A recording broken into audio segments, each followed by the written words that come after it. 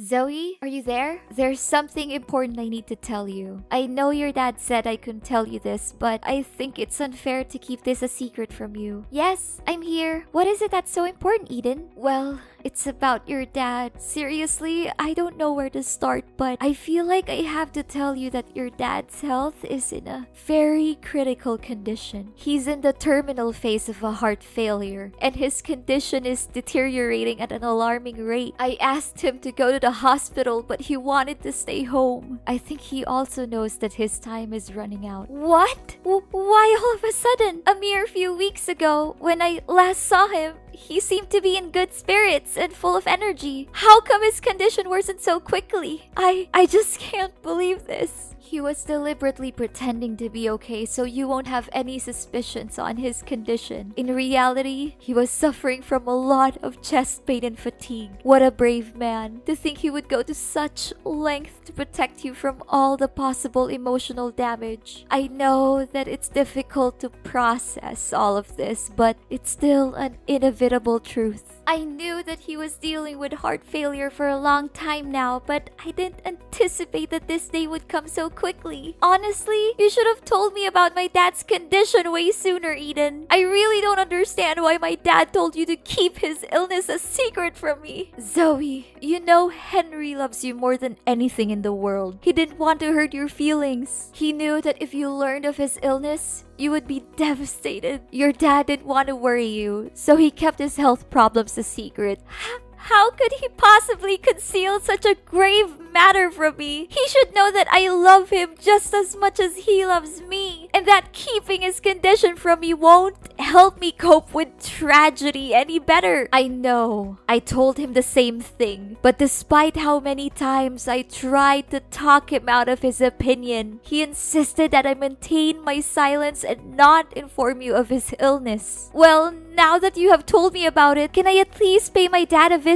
I won't just sit around and do nothing while my father is fighting for his life. Zoe, I know that you want to see your father as soon as possible. However, if you were to appear at our home at this time, it would make me a traitor to his wishes, and I would never want that. You know, I gave him my words, and I can't just simply break my promise with him. What should I do now? Should I just watch as his life slowly comes to an end without doing anything? What kind of daughter would do something like that to her own father? Zoe, I know what you're going through right now. I have all the sympathy in the world for you, but don't be too worried. I'll keep you constantly informed about your dad's situation. What if I just come to his mansion without his consent? I could make it like a casual visit, that he won't have anything to say about it. Please, Eden, I want to be with my father during this most challenging time in his life. I'm sure he would be more than happy to see his daughter. No, Zoe, I told you, you can't do that, or else your dad would be boiling mad at me. You already know how short-tempered your dad is, and how scary he would become when he loses his composure, especially when it's something that it has to do with you. I know that you're feeling confused and scared, but bear in mind that I'm always here for you during this difficult time. But Eden, how can I make it seem like nothing and ignore my dad, knowing that he's suffering from so much misery? Honey, I told you, I'll make sure that you don't miss any important updates on your dad's medical condition. All you need to do right now is to clear your head, pray, and hope for the best for your father. He's a tough man. Although the chances are slim, he hasn't given up on his life yet. Fine, I understand that it's impossible for me to visit my father. However, I don't want to trouble you too much about my father's condition. So can you please at least provide me with contact details of his private doctor, Mr. Davis? I just want to know more information on my father's medical prescriptions and his current condition. Oh, I forgot to tell you. Mr. Davis no longer works as your dad's private doctor anymore. He told us that he was experiencing some family difficulties and resigned shortly thereafter thereafter. Now, Dr. Brown is in charge of supervising your dad's health. Oh, okay. Would you be so kind as to give me Dr. Brown's phone number so I can have a word with him? Please send me as soon as possible because this is really important for me. Honey, you don't need to worry yourself too much with your father's treatment by contacting his private doctor. Me and Dr. Brown have everything under control. We always keep a close eye on Henry's situation and immediately interfere if anything goes wrong. I can't help but think that you're doubting my ability to take care of your father, and I feel a little offended by that. No, Eden,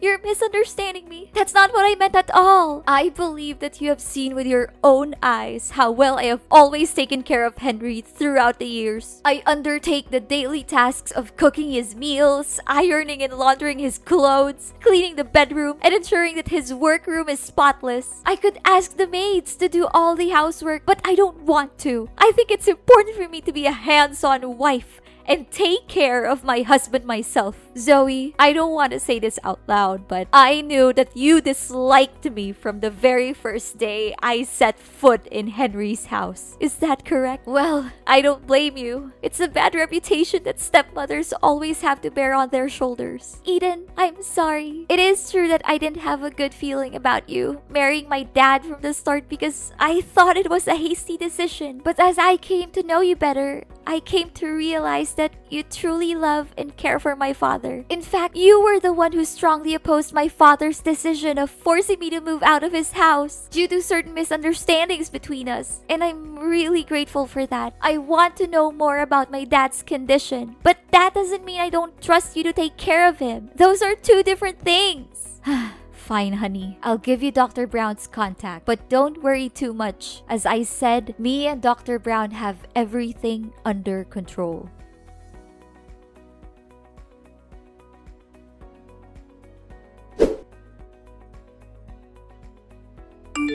Zoe, honey, I feel as though I've been stabbed by 100 knives in my heart. I cannot believe it happened so quickly. What is it, Eden? Is it about my dad? Yes, darling. Henry passed away peacefully in his sleep. This morning, when I entered his room, I noticed that he was no longer breathing. I immediately called Dr. Brown, who arrived shortly thereafter and conducted a thorough examination. He confirmed that your father had no signs of life. I am so sorry for your loss, Zoe. I know how you must be feeling at the moment, and I am feeling the same way. Oh, Father, so this day has finally come. I really don't know what to say right now other than thanking you for being by my dad's side during his last days of living. This is an extremely heartbreaking situation, and none of us would have wished for this. I understand that this is a difficult time for you, and I want to assure you that I have already taken care of the funeral arrangements. Your father's funeral will be held at his mansion within 1 week. It'll be a discreet one among family members, just as your father's will. I will inform you of the exact date and time as soon as it's finalized. I got it. Thank you for taking care of everything. I seriously don't know what to do without you. Did Father leave any parting words for you before he passed away? Henry was a thoughtful and prudent man, as you know. He had already carefully planned everything, including who would inherit his estate. According to his will, I, his legal wife, will be the sole beneficiary of his belongings and financial assets. This decision is clearly stated in his testament, and I am confident that you will not contest it. I'm sorry, Zoe, but you will not receive a single penny from your father. I find it weird that he didn't leave me anything in his will. I'm his daughter, and he loves me just as much as he loves you. He even hid his illness from me to protect me. I don't think he would have left me out of his will on purpose. Zoe, just accept that you no longer have a place in Henry's heart. I have been his primary caregiver for many years, and he has come to rely on me more than on you. You may not realize it, but the bond between you and Henry has weakened over time. In fact, he may have stopped caring for you altogether. That is why he decided to leave me all of his assets. He knew that I am the person who deserves them the most. No! It's simply not true what you said. My father's love for me has never diminished, even after my mother's death. The last time we saw each other, he treated me with the same warmth and kindness that he always has. I can confidently state that my father's love for me is unwavering and everlasting. You may continue to cling to to your delusion about your father, but you cannot deny the fact that I am the rightful heir to Henry's vast fortune. If you have any objections to your father's will, you are welcome to come to my house and I will show you the testament that he personally wrote. I am confident that you will be able to identify his handwriting and signature very quickly. Admit it, Zoe. Now you're nothing more than a pitiful and abject failure. And me, after all those years of enduring that disgusting old man, I can finally achieve my goal, to acquire his fortune and a lot of it. What? What do you mean? Are you implying that you married my father solely for his wealth? I find your old father so disgusting that I have to hold back from throwing up every time I have to sleep with him. Do you really think that a beautiful young woman like me would be with your father because I loved him? That's the most ridiculous joke I've ever heard in my entire life. What? So you're saying that all of the years you spent caring for my father were nothing more than a calculated and deceitful ploy to gain control of his vast fortune?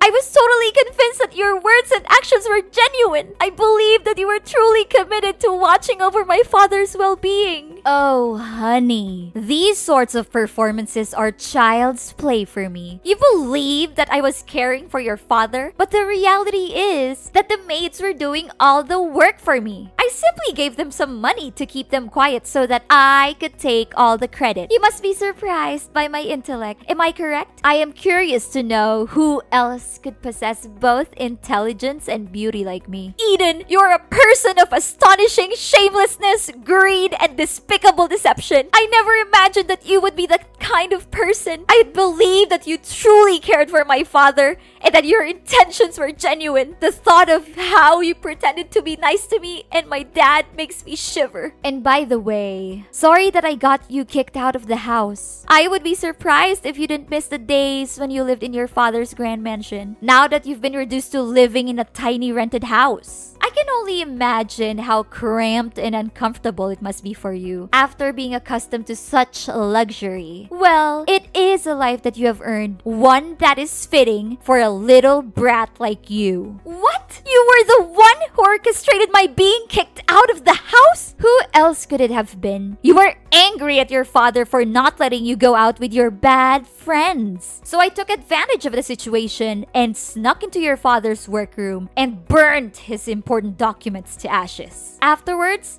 I took your father's phone and texted you to come into the room. Hardly had you stepped foot into the room when your father came in, catching you red-handed in the midst of the compelling crime scene. Now that I think about it, I still can't understand why my father was so certain that my friends were delinquents. It was you who planted those ideas in his head, wasn't it? Oh, I thought that someone as dull as you wouldn't be able to grasp the situation so quickly. But bingo! You got that right. Prior to that, you were also involved in a number of other incidents, such as stealing your father's money, throwing away your father's wedding ring, or destroying his wedding photos with me. Of course, all of these troubles were orchestrated by me, and they, along with the incident in which your father's documents were burned, are more than enough reasons for you to be excluded from the house. You were the one behind all of this? I cannot believe that I was so foolish not to see it, to think that I felt indebted to you for defending me against my father, when in reality, it was all just an act. Your character is so loathsome that I am ashamed to have ever associated with you. A wicked witch like you will not get away with your sins. You may blame me all you want, but it will not change the reality that your father gave me all of his inheritance, leaving you completely penniless. Do not be too sour, Zoe. Perhaps if you alter your conduct, I would consider giving you a chance to work as a maid in my home.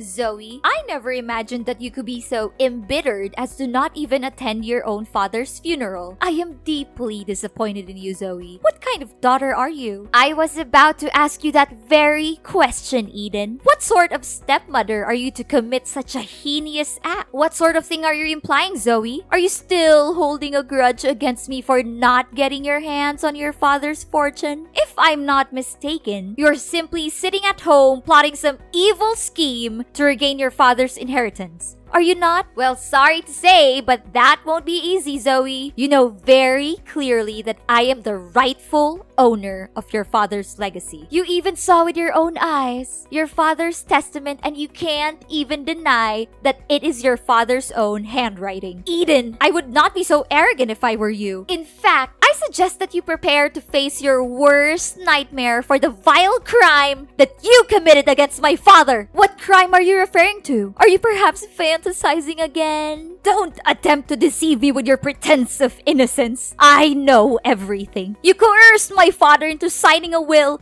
that leaves all of his assets to you. Your boyfriend held a gun to his head while he was signing the document. Subsequently, you confined my father and Dr. Davis in the basement to prevent anyone from ever learning of your wrongdoing. What boyfriend? Seriously, I don't have a clue what you're talking about. Your father is dead. Stop deceiving yourself into believing that he's still alive. It's ridiculous. You know that. If you had attended the funeral, you would have seen your father's body in the coffin, but you declined to do so. Please, Eden, stop pretending. I know everything about your evil plan to hurt my father and steal his money. In fact, Dr. Brown is actually your boyfriend, Scott. He has assumed the identity of Dr. Brown in order to stay close to you. If I'm not mistaken, you had intended to marry him had things gone according to your initial plans. What? Don't just level such an accusation against me without any proof to support it. Do you seriously believe that I will allow you to continue defaming me in this manner? I'm calling the police. How dare you deny your crime and ask for evidence? My father and Dr. Davis are the living proof of your wrongdoing. I found them tied up in the basement of my father's mansion, and I was able to free them. The police will soon find out about you and Scott's crime of kidnapping. You should prepare for that. It's useless to deny it because Scott has already confessed.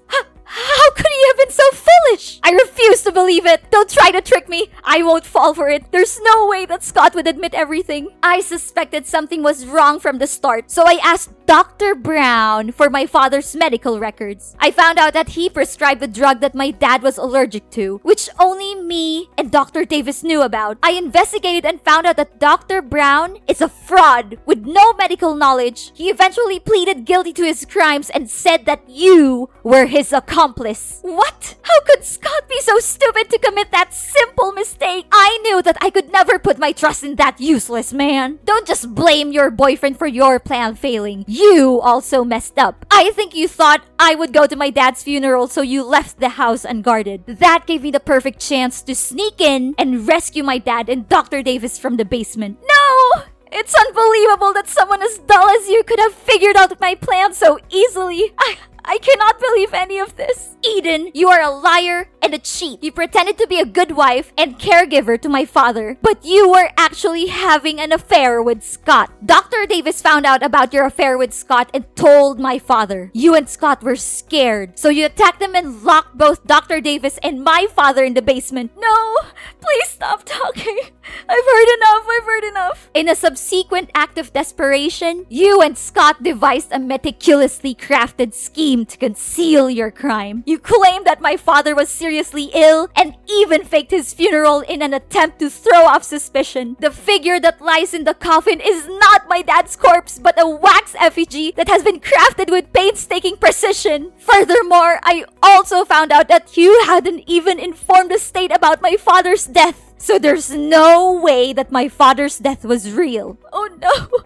I can't believe I figured it all out. Please do not turn me into the authorities. I didn't want to do what I did, but your father left me no choice. He threatened to disinherit me and leave everything to you. I was afraid of having to give up the lifestyle that was funded by wealth and privilege, which I had been enjoying all the time. What could I do in that situation? Henry forced my hand. It was not my fault. I would do anything to make it up to you and your father. I would go away and never bother you again. I would give up everything I've just to be forgiven. Please, I'm begging you. Don't call the police. I'm not a bad person. I was just trying to survive. Please give me another chance. After the dreadful crimes you committed, now you would still dare to claim that you are not a bad person? Your actions against my father were utterly unforgivable, and you deserve the most severe punishments. The police are already on their way to arrest you. And don't even think for a moment that you will be able to escape justice.